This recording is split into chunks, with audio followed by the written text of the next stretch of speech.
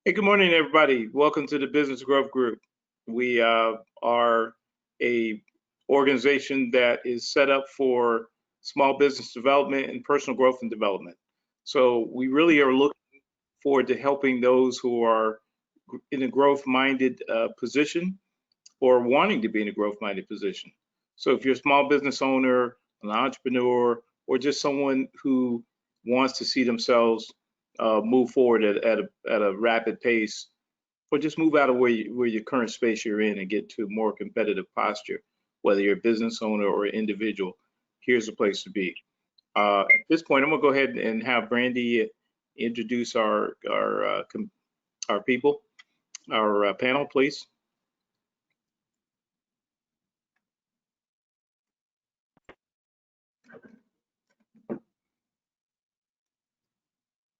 Okay, we have Mr. Corey Stevens, entrepreneur, consultant, and investor.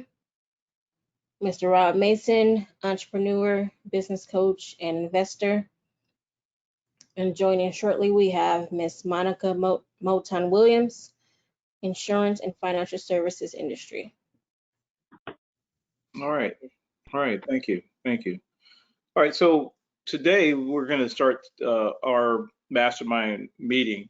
And what we do is we do these meetings every 2 weeks, and we feel that they're important. If you just have one per month, you're going to lose a lot of momentum. Imagine going to church once a month and hearing a good sermon, and then all of a sudden, the next month comes and you got to work that day and you can't go.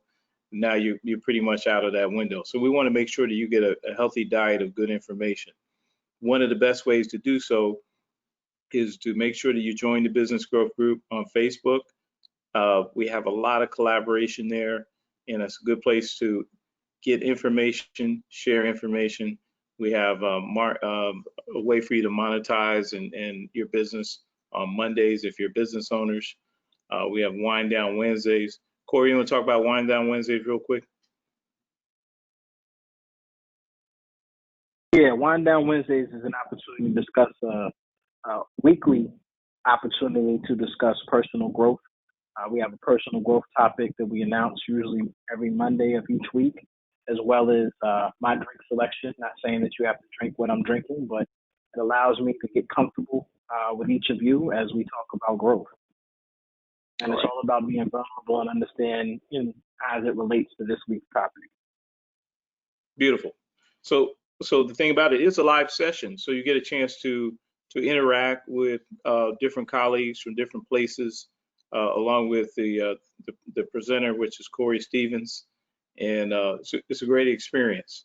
So if you get a chance, drop in on Wednesday, and you got to come through our site and then come into the room, and it'll be a great place for you to really start to engage in personal growth. And also be a good listener. You can listen. If you don't want to talk, you can actually listen. But it is good to engage and join the groups. And a lot of collaboration can take place in there as well. All right, so we talked about who we are, and a little bit of, about our why. Is the reason why we're doing this is because we have experience and we want to be able to share this experience. And there's a lot of people who organically are out there looking, thinking, wanting to do something different, but they don't feel comfortable enough to get in the water and actually swim. They need some help. They need some understanding. They need a place where they can come and it's a safe place to get information so they can successfully launch their business or scale their business.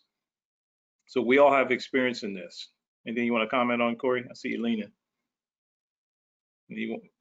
No, like I said, take advantage of the opportunity. You have people that are doing it, that have done it, that have had successes and failures, and we like to share them so you don't have to fail. You can succeed, you can win. A lot of different perspectives that we've come from is because some things we've seen before, maybe not each of us, but collectively, there's not too many things we haven't seen or haven't experienced. Not saying that we're experts because we're still growing, but we just want to share that information with you so that you have the opportunity to grow and succeed, and we win together. There you go. Absolutely. All right. So today's topic is kind of one we've done before, but we're going to take a different bent to it. we shot some live little segments yesterday because there's a lot of stuff going on in the economy right now, and people really need to understand where we are. And we're going back to a theme that we had like right from the beginning, and that was move now. Okay, now is the time that you have to move forward in your endeavors. So if you're looking at starting a business, or if you got a plan B or whatever that is, you really have to get your hustle going and get multiple streams of income and revenue coming in. And it needs to be good documented income. There's a lot of stuff out there now where people are trying to do stuff on the fly and this and that and the other. And we're not advocating for that because you don't want to have trouble with the feds because you're doing things the wrong way. We're talking about having documented business and good business practices that's going to allow you to grow financially. And you also, as you grow business, you do need to have a tax strategy.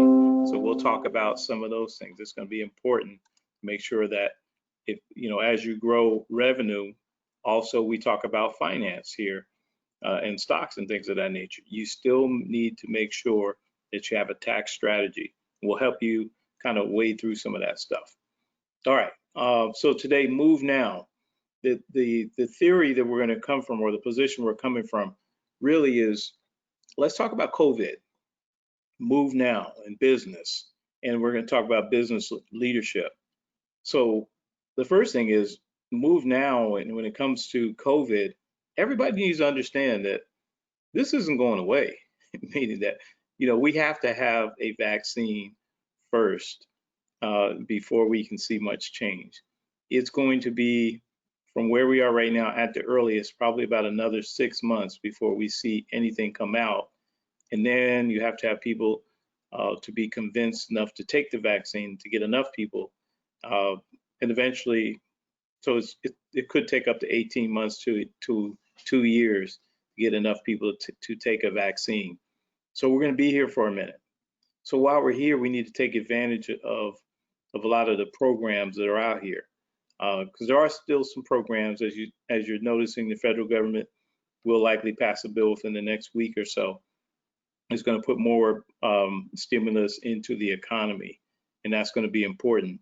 So what happens in business, they're going to offer you things as well, but you need to be able to take advantage of those programs that they're going to put in place. So Corey, why don't you share from a move now, some of the things that you were able to navigate in COVID, and some changes that were available through either banks or other things that you felt it was necessary for you to make a move where you were able to either save some money or get a better deal. You want to talk about that briefly? Yeah, sure. I mean, I think it's a matter of just understanding everything that's going on. I kind of say it's the two A's: acceptance and assume nothing. So saying that is that you really have to accept kind of where you're at and what the current environment is, and know that there may not be whatever businesses you have, they may not recover, or they may not come back as timely as you'd like. That really forced me to kind of make certain decisions as it related to the PPP, as it related to the EIDL. They both have different benefits, different types of forgiveness, different loan terms, but ultimately it was necessary. One I used as a kind of an emergency fund because that's what it intended for, and the PPP really was an opportunity to keep my businesses afloat during COVID. I think that that's something that is different for everybody, but with access to money, and you may need it, you may not, but if it's not available, you can't use it, right? And a lot of times it's better to ask for forgiveness than to not think that you need it or want it, because a lot of people thought that this thing was going to come back, and it hasn't come back, and now they're can't take advantage of certain opportunities because different monies are not available. I would also look at the SBA. I would look at individual counties as well as regional, because a lot of times they understand that some people are not able to get things that are available nationally. So there's different local entities that are offering different types of support for your business. You just have to look for it, identify it. Also, there's a lot of different programs as it relates to in different states, different to help with your mortgage and or your rent. So you want to make sure that you look to see if those opportunities are available. And also, just don't be afraid to call and ask the question for whoever you're, have certain terms with, whether it's your car or credit card. Just make sure you understand the terms and the potential impacts to your credit. Yeah, that's a good point. Very good point. Impacts of credit. One of the things I've been noticing now inside of COVID, there's a lot of issues, with credit. You got to make sure that that you're protected, because what the creditors are doing in a lot of cases, if they suspect that you're going to have trouble paying it, and let's say you have a 10,000 line of credit on a MasterCard or a Visa, and they will cut that sucker down to 2,000 with the quickness. If you don't have 2,000 already charged on it and you have a 10,000 space, they're going to take that space away, because they don't want to have people to go out and charge up a bunch of stuff that they can't pay for, and then potentially file a BK. And they're risking the relationship, that they feel that relationship is worth the risk over the long term. And I would somewhat beg to differ at that, because you're going to have generational customers as well. But anyway, Monica, let's get you in here, get you talking about some I know in the financial service industry, everybody, most of the auto industry, the insurers were offering, rebates and other things to make customers whole. Tell us about that, because we're looking at, Move Now, making moves in COVID that allow us to save money so we can put that money to work in other places. So go ahead and hit on that topic. Okay, so what we've been doing in the financial services industry is basically continue to educate ourselves on the competition, because we know that companies like Geico and Progressive and Allstate, they are chopping at the bit to be number one. Warren Buffett said on his 100th birthday, he will be number one. So it's not just about the zeros behind his name, it's about the one when he becomes 100. He's all about being number one. So I've had friends who work for Geico, and they said that they have something like a Mary Kay party type thing. Every time someone gets a policy from an underwriting standpoint, they ring a bell, because that means that's one more policy that they've pulled from the number one insurer. So it's about making sure that we educate ourselves on what's going on with the competition, never thinking that we're this powerhouse that we cannot be chopped down from number one, because being number one, we've been number one over 30 plus years, and we've been in existence over 90 plus years. So being number one, it's tough. Once you get there, you can't just stop. You always got to be watching out for the competition. It's like running a race. When you're running a race, you keep your head on and your eyes on the prize at the finish line. You don't turn around and look or anything like that, because they will catch up to your pace.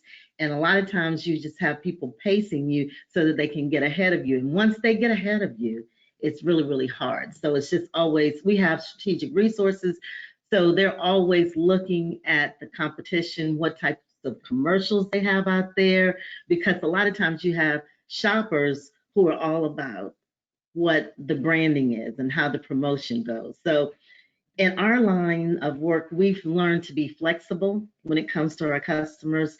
We want to make sure that we're always being remarkable, because a lot of times when you pay a lot for insurance, you're expecting in the long run, if you've had State Farm for 14 years, you want to be able to say, hey, I had the greatest claim experience ever because I've been paying for this for my whole entire time that I've had insurance. And if you get a bad experience, then they're going to move because they can. And you want to make sure that you're adaptive to just understanding where the customer is, because a lot of times something bad has happened to them and you don't want to go low with the customer. You want to maintain, I call it that flat line, because when they go low, you go high, you go flat. And then just willing to make those difficult choices when a customer tells you, hey, I had really bad service and I want to change over to another company after I leave, after this claim process is over. You want to make sure that you can reel them back in and say, what is it that I can do differently to make this more impactful for you from an experience standpoint? Okay, So from a Fortune 500 company, that's how we look at things in COVID. okay, but let's take it from our people, for our BGG people. We want Mm-hmm. our people to be able to save money now, to be able to put Mm-hmm. that money to work. And that's what we're talking Mm-hmm. about. We're talking about move now. So Mm-hmm. with the insurance industry, particularly for me, I'm with USAA. Mm-hmm. USAA gave us, hey, we're gonna give you your money back, or we're gonna give you a discount for 2 months, and we're gonna give you some money back, uh, because hey, nobody's driving, not many people are driving, we don't have many claims. So I think for most people, a lot of those opportunities, if they haven't passed because you needed to take advantage of them early, they may still have some out there. I still hear about some of those, but we need, uh, industry We have wide. some of those too. We've had our CEO, which you rarely ever see. I think if you look at a lot of the commercials, they still have like the actors who are out there saying that there are discounts. But our CEO, Michael Tipsworth, actually went out publicly and did a commercial from his home because it was all about social distancing. And he pulled in Jake and a lot of the agents to come out and say, hey, we hear you in the midst of COVID. We're going to do some different things, and we are going to provide some discounts. And so we actually had the face of our CEO. So when you look at that from a customer perspective, that's huge because it shows that the leadership, the top leadership, is willing to come out and say, hey, this is what we're going to do, and this is what we're going to stand by, and this is what we want to do to keep you, because Right. we know that you're not on the road. We know that there's going to be less opportunities for accidents. So we're going to lower some things too. That's something that they're looking at as well, is lowering premium, because we do realize that we're not the cheapest, but we do pride ourselves on the service. So from a BGG standpoint, that's what we're trying to do. We're trying to provide a service to the people in this group to let them know, hey, um, definitely keep your eyes on us, because we are the ones that are going to be able to help you with those resources so that you can make decisions that are going to allow you to have a growth mindset as opposed to a fixed mindset. Okay. Because All the right. fixed mindset means that you're just, it's like the woe is me, I've gone as far as I can go. So I don't know if I can grow anymore. It's all about, I'm not sure if I can, as opposed to a growth mindset says I can do anything. Okay. I All right. can grow. Right. Okay. So now you took it to leadership, and that's one of the things we want to focus on today. So as our group here, the Business Growth Group, we want our small business leaders and our small business entrepreneurs, first thing, take advantage of every discount that you can find.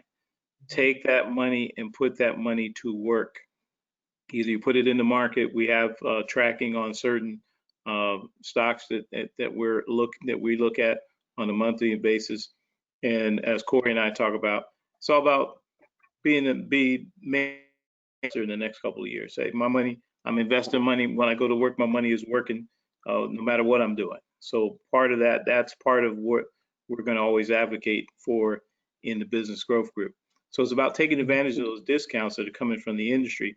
Also, as Corey spoke of, it's also taking advantage of either loans or PPP or EIDL, that's available. But one of the things that Corey said was, make sure that treat it as an emergency fund. Like I have an EIDL too. It's an emergency fund. I'm not necessarily having to dip into it, but remember, we got a whole year or 18 months of double dutching with this economy. We're going to be going back and forth, trying to jump in and jump out, so I got to be prepared, when it comes to that. So part of that is from a leadership. Let's talk about leadership. So let's talk about what did we learn in COVID so far as entrepreneurs and leaders. I'm coming to you, Corey. What did you learn in COVID so far? Don't be afraid to pivot. I think that's the thing that, we've had conversations, but I think that that's one of the things, not I think, you, early on, one of the things they talked about is acceptance, right? And I think there's two phases of acceptance. It was first, okay, let me accept the fact that I have some downtime, and then let me do the things I need to do, so that way when this thing is over or is nearing an end, that I would be okay, right? And I think the second form of acceptance is you don't know, as you just described, double touch, jump in, jump out, when this thing is going to end. And you start to see the long-term ramifications of this, how it's going to impact it. I mean, that's kind of the other thing, is kind of understand where you are and where you need to go, and look at some short and long-term planning, and really look at your business to say, okay, well, if this happens, if this lasts X amount of time, if this lasts 10 months, how does this impact my business? If this lasts 10 months, how does this impact my business?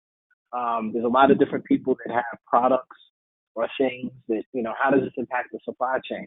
How does this impact the availability? How does this impact shipping costs? I mean, those are all different things that you have to constantly evaluate and understand as you move forward. And in some instances, it might mean, okay, well, I need to see if I can manufacture this here and package this there, as opposed to over here, because, if there's the slightest change, it's going to have a long-term impact on my business. And I think you constantly have to think about pivoting, constantly have to think about evaluating different opportunities, take advantage of any partnerships, because there's a lot of people in the same situations. Don't be afraid to talk to people about your businesses. Sometimes people can help, sometimes they can't, but you never know unless you talk about it, because a lot of people are in similar situations, and we're all trying to grow and learn from it. Some things I don't know one person that survived the pandemic prior to COVID. Not one. We're all in this together. We're all learning from it together. So it's just constantly being open-minded, being flexible, and also growing from it. I think that Monica made a really, really good point when she talked about mindset. I'm going to ask her if she read the book, because she's a reader too, but, really, really wanted to know. But aside from that, all kidding aside, it's just one of those things where, you really, really have to have a growth mindset right now, because we're constantly challenging. And as we talked about in different calls individually, as well as things that we've done for the BGG, is really start to get comfortable with being uncomfortable. Yeah, I like that. Let me say a couple things, because we've talked about a lot, and we've had some. We're both East Coast guys on the West Coast, so we know how to go to the next level and then still love each other, come back down. Uh, that's an unfamiliar trait out here, out west. But anyway, yeah, let's look at the BGG. When we first started, when we were doing these things live, we had small dedicated entrepreneur turnouts. And now look, we're pressing 400 people in COVID. Right? We took this thing COVID. We took this thing first. We put it in the Zoom environment, and we grew. And now then we launched a Facebook group and everything. We're pressing 400, which will probably happen over by Monday or Tuesday. We'll have over 400 members, and then shortly after that, we're going to have 500 and 1,000 and several other things. So you got to be able to pivot. We were stuck. Okay, we can't meet in person anymore. We can't do this. Guess what? We got bigger. And Corey and I talk about some of these pastors out here. That we can't. Oh, we have to have church. Oh, we have to have church in person. Nowhere in the Bible did it ever say that the church was the building, right? Mm-hmm. And we know you want to get your money, pastors out there. We know you want to get your Skrilla. We want to give you that Skrilla, but we can do it by pushing the button. So we understand the need to be together and things of that nature. But the idea is we have to be able to pivot. So if you have a ministry or followers, guess what? If you switch to go online and really focus and lean into it. Everybody has the same responsibility right now. You got to lean into this thing. We can't ignore it. We can't run from it. It ain't going nowhere till we get a vaccine. So you got to lean into it, take advantage of the technology, and actually believe that you're going to win. That's the only way we're going to do it. We can fight with one another, and oh, my way is best. Oh, now you got to be an entrepreneur. As we see in California, these restaurants said, screw it, we ain't getting shut down. We're moving our stuff outside.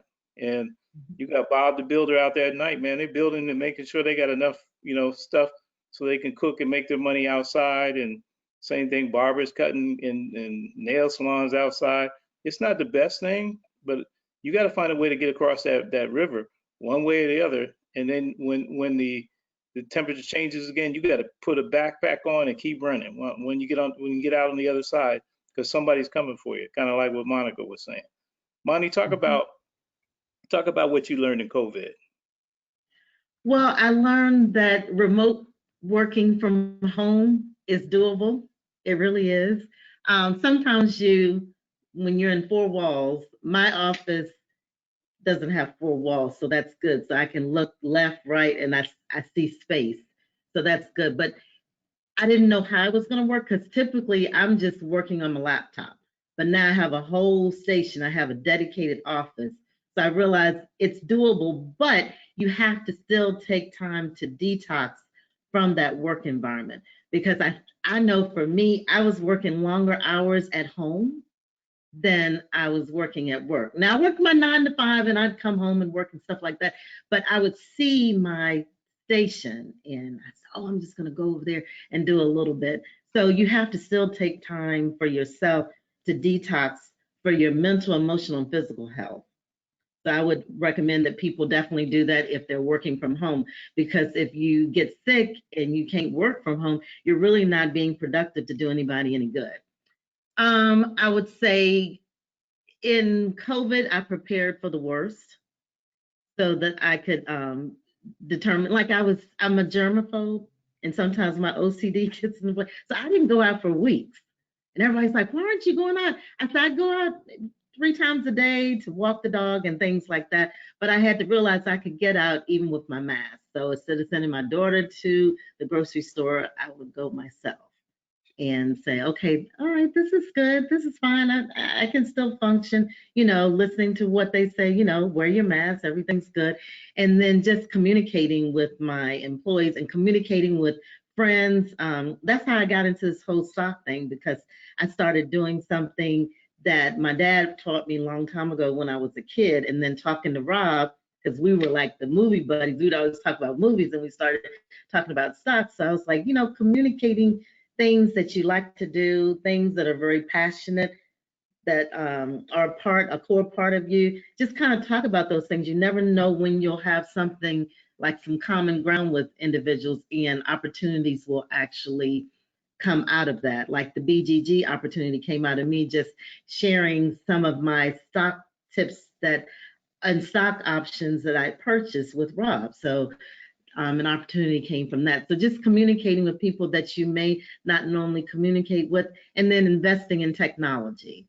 Yeah. So I went out and I invested in some technology for my daughter to just kind of do some different things. And investing in that technology has really helped me grow from that standpoint, that I was kind of stagnant, because it was like, oh, I know this, so I'm good with that. I don't need to advance my knowledge there. But when you have nothing to do but learn and grow, that's what you do. So it's taught me how to learn and grow in this environment, communicate more with people, and just understand that you always have to have a plan B, and not being such a germaphobe that you can't get out there and live. And then taking care of myself and not overworking myself. So that's it. That's what I learned. Yeah. I can see you out there walking the dog with your little Heisman pose. Hey, stay away. Stay away. Don't come too close.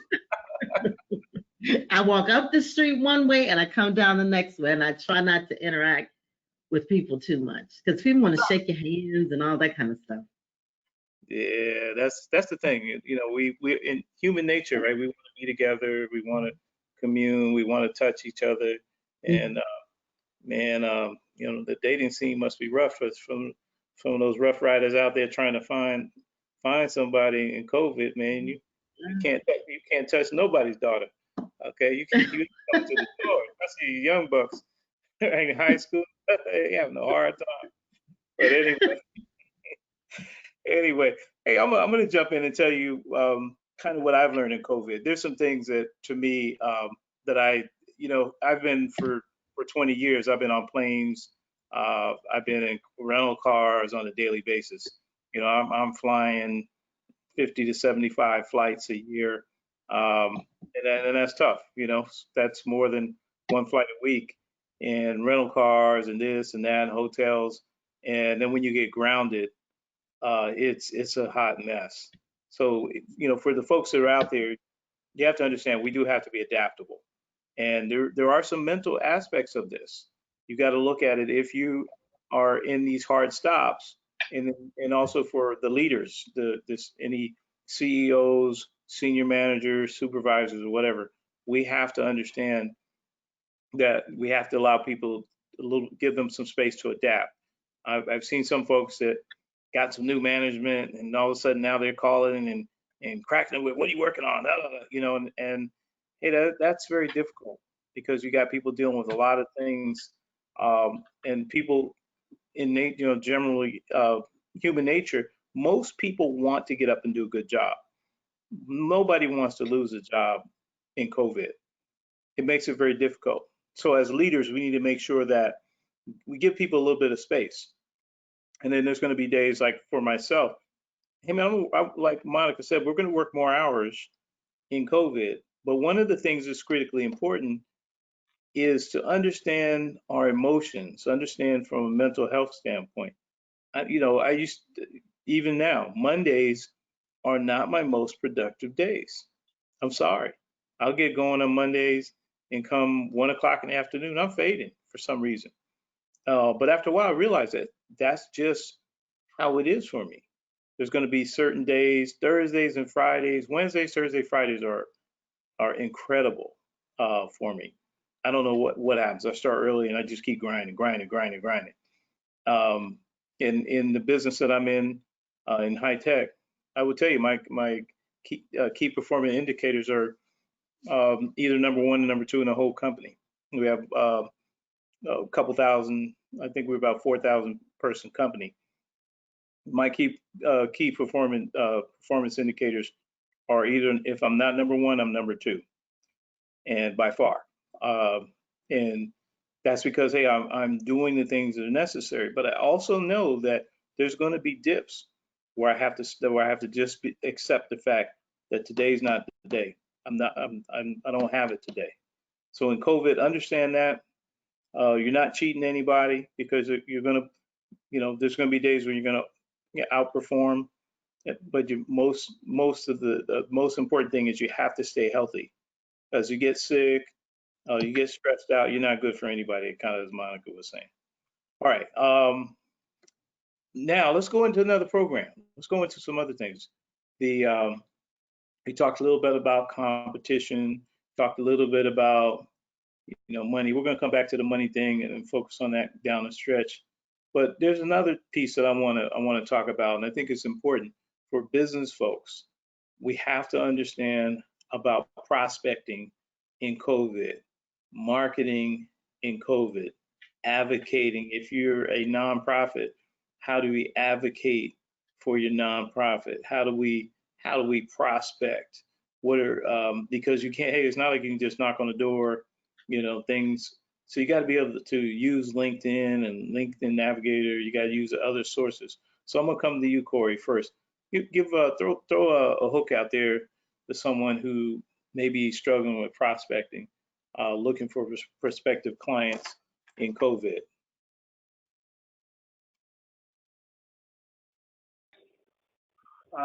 That's fairly easy. I mean, you really have to know a couple things. One is no one understands your industry. No one understands the trends in the industry. You have to know and understand the decision makers for whatever it is that you're trying to do. You also have to take advantage of your existing network. A lot of times you overlook people. Once you understand what you need, you often find that you have someone that can connect you within your network to whatever it is you're trying to find. You talk about you just mentioned LinkedIn. A lot of times the person you need to might be a second or third degree contact. Again, just look at your contacts. Don't be afraid to reach out. There's different publications. There's different tools like Flipboard, where you can look and understand to see, different things and information about different companies. Every industry has a daily email list. If you're in retail, they have I think it's NRF for a project that I was doing a while ago. I mean, that tells you all the different things that you need to know about retail. So if I'll give you an example, and it's too late, but if I was a person who had access to plexiglass, right, and understanding that every business has to have some form of plexiglass to create some distance between you and the people that are patronizing your business, then I would understand, okay, which businesses are gearing towards being online and versus which ones are opening up, right? And then if you have the retail federation, they tell you a lot of different things about which stores are and things that are happening and trends in terms of the different retail stores. And you understand, okay, this one's opening up, this one's closing, right?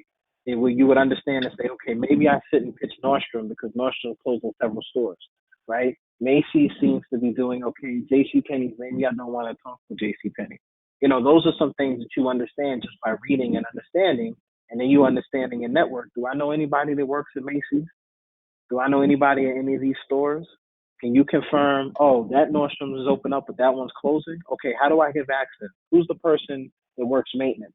Or who's the person that actually does the buying? And then reach out to that person. And you have to get really creative with your resources to understand who are the individuals to identify and then reaching out to them. Okay. All right, Monica, you want to jump in there on anything from a prospecting, customers find? I would say just make sure that you maintain an agile approach, meaning you talked about it earlier, the adaptability. You have to make sure that you're able to adjust and, like Corey said, pivot. That's key. And then motivating your people. If you have a staff, you want to keep them motivated, because if you're motivating them, this is something different. This is new. This is not something that's the norm where people have had to change how they do things. We know that change is inevitable, but this is a change that we have never, ever in our lifetime seen, where we have to be cooped up in a house, or cooped up in an apartment, or cooped up in a workspace where we're not able to be free and go out and do the things that we want to do unless there are constraints. So we just have to make sure that we maintain that adaptability and we maintain that motivation if we have employees. And then if we don't have employees and we're one-man shop, it's very important that we maintain adaptability, we maintain motivation, because that's how we stay committed. So, and that's how winners win, how we continue to win, by being able to have something that we can pull from within ourselves to find that motivation. And being in the military, that's what you'd have to do. When you had that 10-mile run and you knew, I'm not going to make those last 2 miles, you had to pull something from somewhere. And maybe that song or that cadence that people were saying, tiny bubbles in my wine, it wasn't pushing you. So you had to pull something else from within you to be able to make those last 2 miles. So a lot of times when it comes to things that we're doing with our business, you have to pull when it seems like, oh, I'm having a bad week here. You got to pull from within some of those resources to say, I can do this. And so it's that self-motivation and preservation. So that's what I would like to add. Mm-hmm. Okay, I like that. I like that. One of the other things along that same line that you're saying, and you threw me off with the military, because I remember some of those runs where, hey, if I didn't certain cadence, and then one time we were down, I had to run out there and give that cadence because we weren't going to make it. So there's another point I wanted to get to. You hit several things there. That was one that I definitely want to come back to, and and I'm going to have to punt on it and come back when it hits me again. But the point of prospecting and adaptability and leadership in COVID, it's critical. Oh, I know it is. Okay, so to all you leaders out there, okay, don't be uncomfortable and actually get comfortable with the point of allowing your teams to meet without you, because sometimes that's when the magic begins to happen. You'll see natural leadership trends. People start to be able to communicate and identify with one another easier. And I'll give you an example. In software, hey, we're going to have a players only meeting this week. And it was funny because they love the fact, because people are comfortable enough to say, hey, the players are on the team. So if the players are having a down year, right, sometimes the coaches can't fix it, right? Coaches, hey, we have to find within ourselves a way to be comfortable and to hold up the shield, right? So those things are important. So if your leaders, your managers, your supervisors, your CEOs, sometimes step away. Allow the players to have their own meeting. Allow your staff to have their own meetings and suggestions. Now is the time, and I've seen a lot of leaders have gotten away from this. It's particularly when you bring in people from the competition. You're hiring people that are coming in who were competing against you. They were taking customers away from you. This and that and the other. Well, a lot of people don't never ask the secret sauce. Well, how were you picking us off? How were you taking our customers? What bait were you using? Right? Because we have to know where we're weak, right? And not enough people spend time doing a SWOT analysis, right? Going over your strengths, weaknesses, opportunities, and threats. You got to do that. And then we have to understand from our workforce, from our employees, from our staffs, our teams downstream. Okay, where do we suck? Okay, you guys on the front line, tell me where we suck. Tell me where we're not competitive, right? So when you get up there, you got to ask those tough questions, right? If you want your team, if we're all in the money business. We got to ask those questions. Everybody on here knows. I'm going to bring this one to the forefront. And I'll speak first, okay? From my business, I think from my personal business, learning centers and things. I think one of my biggest weaknesses has been over two. And I started really to focus on that. Was I got outside of my blocking. Okay, so the footprint of what business we were in and having all these buildings and all these different areas wasn't really smart. I had to realize I'm not in the real estate business. I don't have enough staff to be effective in all these markets. I need to pull back and spend more money on marketing and advertising and get more limber and be able to attack. I need to be able to put my flag in the ground in these particular spaces and then stretch the field by online. So the idea is understanding, hey, because I'm so stretched out and I can't meet the staff requirements to be strong, now I'm weak. So I had to pull back from that. So that was one of my critical weaknesses that created harm to the business. That I got that fixed, and it was a blessing because I got it fixed just before COVID. It's funny because I gave up one of my most my sexiest business, my site. I love this place. It was one of my first in one of my major markets, and I gave the keys back on that one. I finished out my lease and didn't sign another one. It was heartbreaking, but 2 weeks later we're in COVID. I'm not paying for that. So Corey, come on, give us one of your weaknesses that for your business you had to speak to. Comes down to scalability, and really, well, two things. One is that SWOT analysis, right? And I think one of the opportunities that became very clear is diverse as I thought I wasn't. COVID has impacted, and I'm in import export. I'm in yeah, there's 3 or 4 different industries I'm in, and it impacted all of them. That being said, be more diverse, and diverse for different reasons. I think that's the first way. The other way is scalability, um, and flexibility. I think that's the other thing that you realize, because nobody can, you can be recession proof, but who's pandemic proof?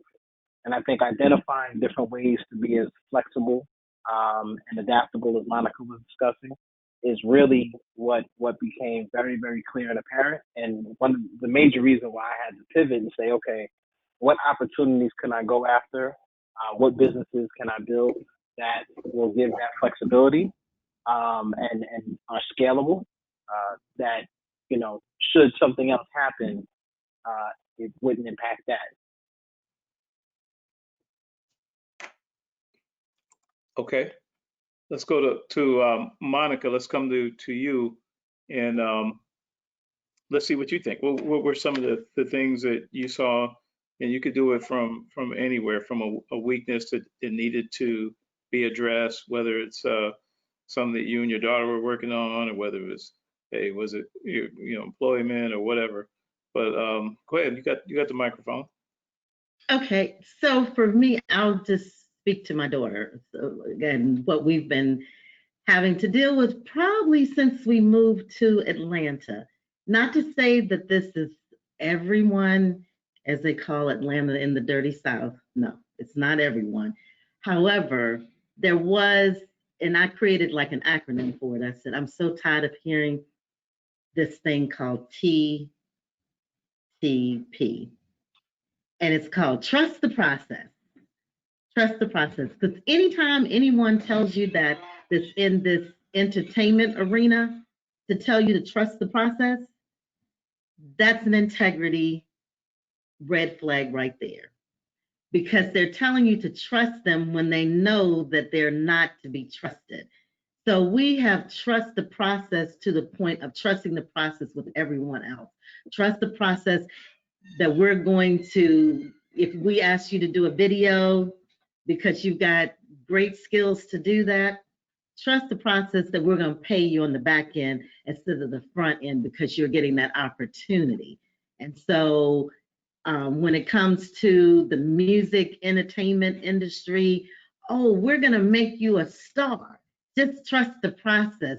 It's the long period of time that you have to wait, but trust the process because we're going to take care of you on the back end. I've heard so much stuff going on in the back end, and I'm like, well, what about the front end when you do something? I said, I'm not going to trust the process of going to work every single day for the company that I work for and say that, oh, trust the process that if you do all this work for these 2 weeks, that, somewhere down the line, fourth quarter, we're going to give you some money.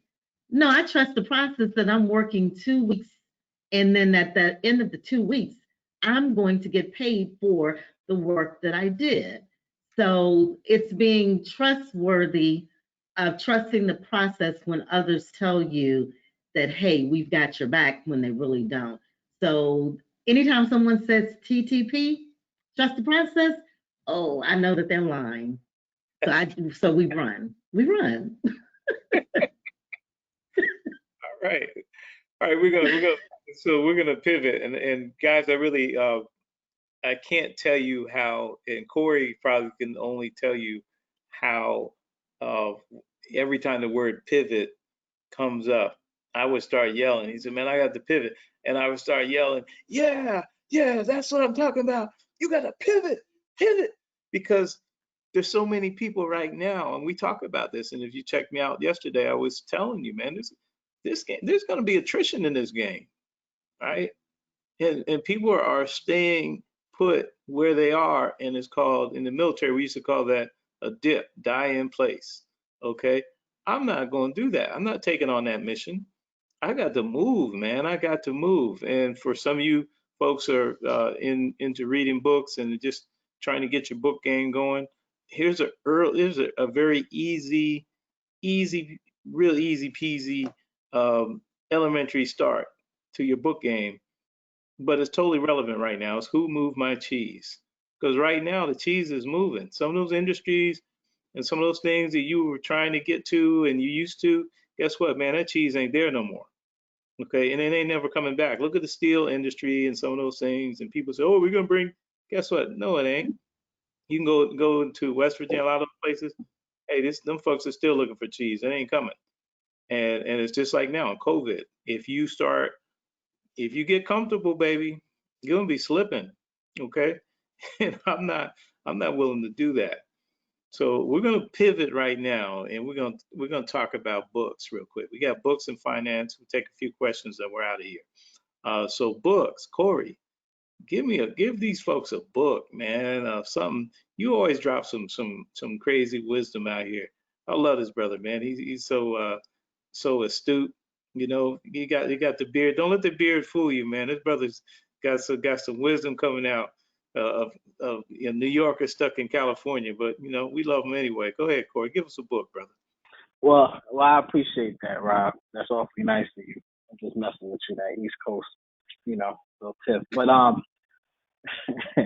all kidding aside, really going back to something that you and Monica were just talking about is, being adaptable. And I know that Deming had a quote, and I used to have it as part of my email signature.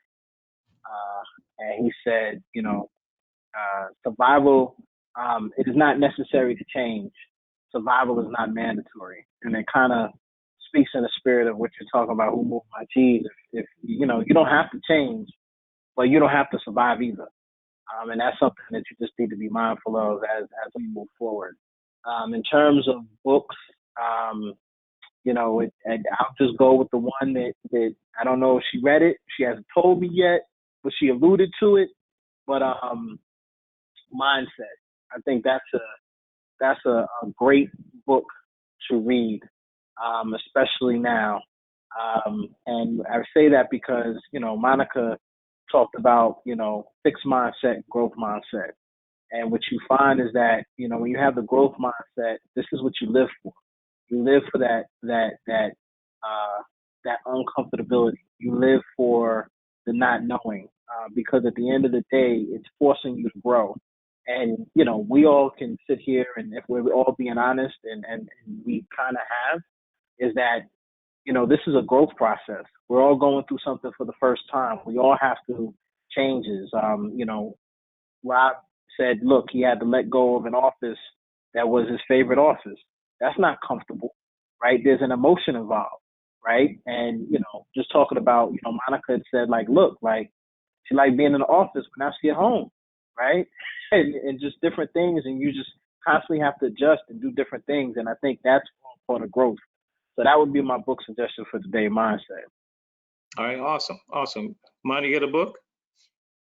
Yeah, I have a book. It's like I always talk about, change is inevitable. It's something that you can't avoid. So my book is Change the Culture, Change the Game. So I have not finished it yet. I am actually reading it for work. It's a book on tape. So it's kind of hard because usually I listen to my books when I'm driving to work because I have an hour commute. So it's real easy to get it in back and forth, about 3 days and I'm finished with the book. So, but it's called Change the Culture, Change the Game, and it's narrated by Lloyd James. So you can get it for about $21 on Amazon. Sounds like my buddy. I have stuff coming in all the time from them, but it's by Roger Connors and Tom Smith.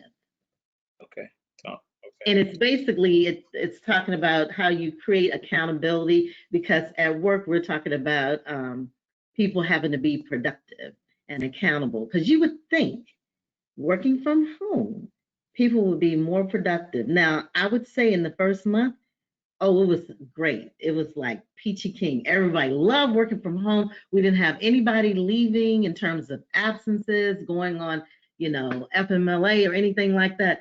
But then in week 6, it went back to the way it was when people had to come into work. And I'm like, how in the world do you not be able to come to work when you're working from home? All you do is come downstairs, sit up shop, and do what you're supposed to do. Make it do what it do, as Ray Charles says, but no. So now we're having to, as leaders, work harder to get people to be more accountable and productive in an environment that they have asked for. We heard them, we listened, we gave them what they wanted, and they're still not able to produce the results. So it's like, how do you do that? So once again, leaders have to figure out a way, use all this psychology to get these people to have the right mindset. That's called direct So yeah, deposit. it goes back to that. I have read that book, Corey, but it's been a long time ago. So I'm gonna have to kind of read back up on it, kind of like that Cliff Notes version, so I can be able to, share some meat to it. All right, all right. I got two quick things. I'm gonna give you one. This is fascinating. Now I'm gonna allude to another, and then I will announce that. Hey, we're in August. We're gonna have a book review. So we'll pick a book. It'll be announced next week. Pick it up, because we want to be able to have some dialogue from people. We'll jump into to one of the rooms. We'll announce it so that we can have some dialogue on some of these books. Mine is Leadership Secrets of Attila the Hun. I don't know if you ever picked that up. It really talks about strategies and tactics. And when it comes to business, and it's a competition, like Monica talked about. But if you don't have the right strategies and the right tactics and really understand it, and it's going all the way back and bringing it forward, it's just a fascinating book. You should definitely look that up, pick that up. I'll put it in the on the site this week. I think we'll post some of this stuff up on the site. Now we got to pivot again, real quick, Monica. We know that this week was not necessarily the best week for stocks.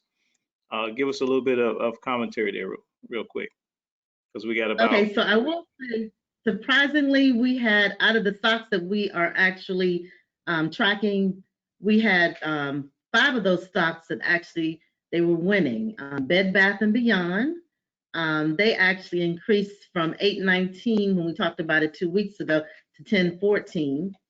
Halliburton actually had an increase from 12.06 to 14.71. And Rob, check this out, Rob. We're not even in sports yet, but they're talking about it. So that's probably why Under Armour increased from 863 to 983. And look at Ford. They went from 610 to 688, and Denny's went from 887 to 901. Now, just because the other stocks that we are looking at, like VXRT, which is a stock that focuses on looking at vaccinations that are coming up for COVID, they still are in the warp zone in terms of getting money from the government. So they're predicting that they're probably going to get to about $33 a share. So stay in it. Again, we look at this as a long game perspective. I'm not trying to sell anything until 2021. So you guys should be in that same mindset. It's the growth mindset, not the fix. Like if something happens and it gets to be $50 a share, do not sell. Wait it out, because if it gets to 50, just think of what the 52-week high is going to look like. So look down the road at that long game. yeah, we're playing it. Yeah, we're playing it. Playing it, and living it. Everything we're talking about, the commitment we've made to one another, was that everything that we're telling you guys, we're doing too. We're gonna make sure we preach what we practice. So that's critically important. All right, let's go to Brandy. We got a few questions. I think Brandy, you want to go through those real quick? The first question is, what are your words for a new entrepreneur in COVID? You want to jump on that, Corey? Do your research. That's my number one thing. Well, I should say 2 things. Do your research, and the other thing is you don't have to have a perfect plan. Just start. The reason why I'm saying that is because with things changing and things like that, you really don't know until you really start to push forward. And all those things that you're concerned about will be identified as you're moving along in the process. If you try to wait and figure out a perfect plan, the opportunity might be over by the time you actually get to start implementing and executing on it. All right, awesome, awesome. Monica, anybody you want jumping on that? No, I agree with Corey. And then also just making sure that you remain adaptable, Okay. because things may come up that you don't expect, but just learn how to adapt to the situation in your Yeah. business, especially when you're trying to start something new. Yeah, I love that. I love that. You know, big thing like Corey said, nothing happens if you don't do the work, baby. You got to get in the water, and you got to get wet. I have family members and friends and other folks I know that talk a good game, but like Mike Tyson said, everybody's got a plan until they get hit. You know what I mean? But it's just like that. If you can't hit the water, right? No matter what, yeah. So what? It's gonna be cold. Oh, this and that. Guess what? You better fight through it if you really want to win. All right. And you rolling up and you see what these other guys are driving, what they're flexing, how they're living, right?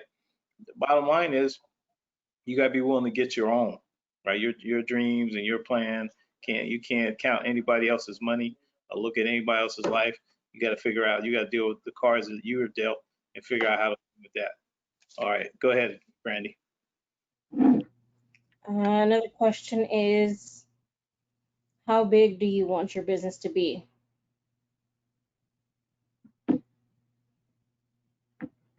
I would say the sky's not the limit.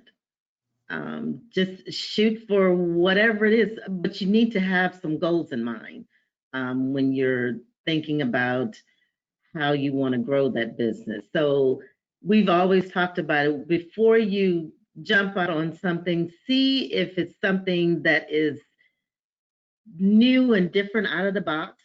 And then how do you brand something that's new and different out of the box? Or if it's something that is pretty much the standard, how do you set yourself apart from that person so that you can be recognized? Like, say, for instance, if you have a barber shop, well, barbers cut hair, but what are you going to do different in that barber shop? Are you going to treat them with this remarkable experience when they come in, and it's all about the ambiance, the experience when they come in to get their hair cut? Do they have nice music? Do you give them a glass of wine? Do you put hot towels on their face? What are you doing different to set yourself apart that people want to go to you if you're charging a little bit more? So it's just basically setting yourself apart, and that will actually help you be able to grow beyond your peers or your competition. Yeah, man, the price of them haircuts is ain't no joke now. We on these first in self care and you know these brothers got these nice beards and every set. Yeah, it's different, but that's an industry. So Yeah, bring your wallet. Okay, go ahead, Brandy. they even have you even have like those products like you said, because that's the new thing. Corey, do you use like those beard products that people have selling? I never knew. I was like, oh, you just wash your beard, you know, when my dad had a beard. But now they have like these special products, and people really get into that because it makes the beard soft and all this kind of stuff. Oh, you had to get him started. Go ahead. Yeah, it's a huge it's a huge industry, and you know it's something else, and I think that that's something that is going to grow. But I mean, tying everything together we talked about, right? Like if you know, like I talked about different tools that are available, right? I talked about the fact that you have different websites, different publications that are available to understand the different trends. If you look at the trends, then everybody would begin to understand, just as not only you, Monica, has suggested, as someone outside of patronizing a barbershop, and Rob is somebody that goes to a barbershop. Both of you understand that grooming products are becoming important for men, right? So if you're you know, whether it's you know, and some of it is saturated now, but people are evolving and doing different things. But products for hair, as you just talked about, products for the beard, you know, there's some products that are really good. So if you're coming out with a beard product, you want something that actually really works, right? You know, gives it that luster and shine. You know, you might be a little bit too frizzy, so you might want to use something that includes beeswax, but you may not like beeswax for different reasons. I mean, it can get really, really into it. But I'm gonna leave that alone. I'm gonna leave that alone. But one thing I will like to add though, in terms of how big your business should be, is that, you know, really understand that, you know, there's different quadrants for businesses, right? There's you being an employee, there's you being self-employed, actually having a business, and then being an investor. And you really want to position your business to be able to sell it, right? That should be your end game. Not that you do it for the sole purpose of doing that, but you really need to put yourself in a position to sell it, because that's going to scale it up, and that's going to kind of be a benchmark, because you don't want to have the business forever. And if someone's interested and could buy it, then you go into another business. And that should guide you, because it's going to guide, you know, somebody doesn't want to buy a business if you don't have metrics to say that this business is successful, right? Somebody's not going to buy a business if you don't have different things that you can understand about that business outside of what you see with your own eyes. And I think if you start to put those systems in place, start to put those metrics in place, then it's going to allow your business to grow. And if you're able to sell it and you want to sell it, you sell it. If not, you just have a viable business that you can live off of, not only for yourself, but for your family as well. Good, excellent. There's a good book on that called Scaling Up.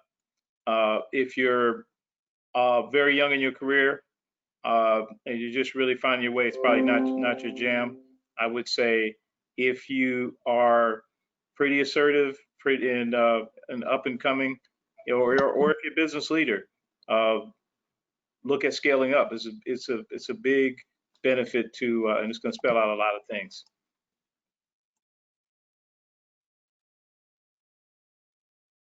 Another question that I see is, as a new entrepreneur, how would you go about pricing?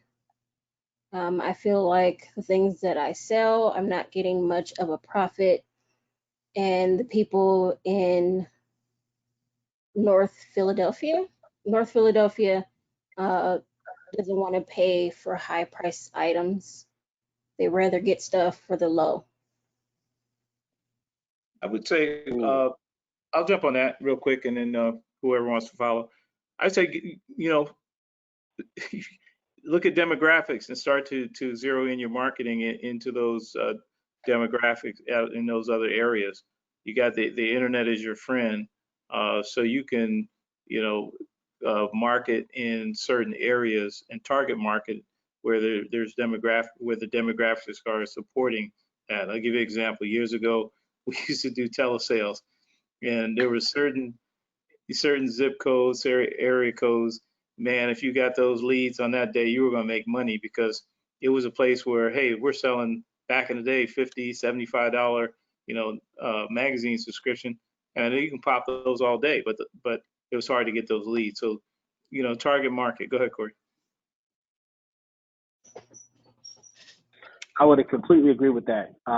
You know, don't undersell your product, because you had a certain target market in mind when you develop that product. The other thing is that if you're not making enough margin, you need to ask yourself, is it costing me too much to make this product?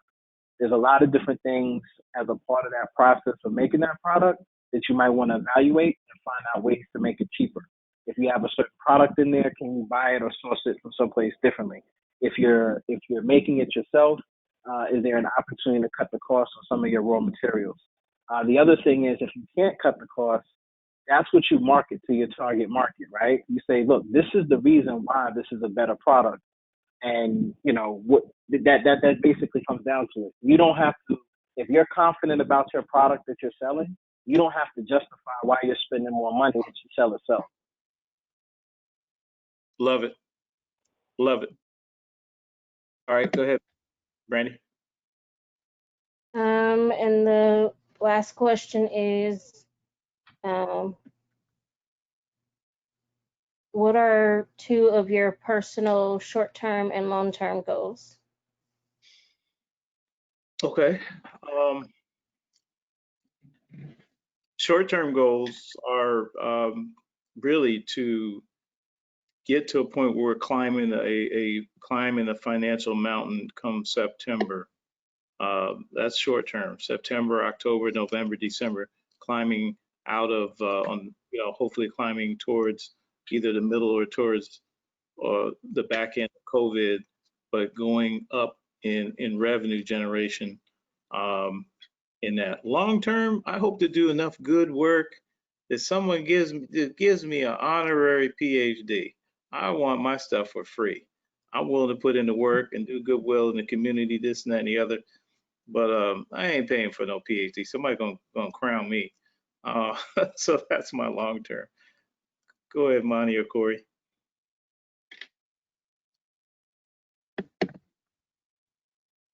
All right. To my short-term goal is getting 2 new businesses off the ground before the end of 2020, while Yeah. maintaining everything else I have going on. Long-term goal, and I didn't send it to you, Monica, because there was some cursing involved, because that's how spirited I was about my manifestation this week. But I had actually said to a series of friends that on my 50th birthday, I will go and enroll in a school to get another master's degree in urban planning and policy, because I intend to build strong communities. And the reason why I'm waiting till 50 is because I'm going to use the next 6.75 years to accumulate enough wealth from a money perspective as well as a network perspective to be able to implement and achieve it. That's my long-term goal. So all of you part of the BGG, you're going to be the people that I'm asking to support and put businesses in the communities that I'm able to build, understand the policies to hopefully remove some of the things and the reasons why we can't have thriving communities. I don't want to get on a soapbox, but I'm excited about it. That's my contribution, and that's my long-term goal.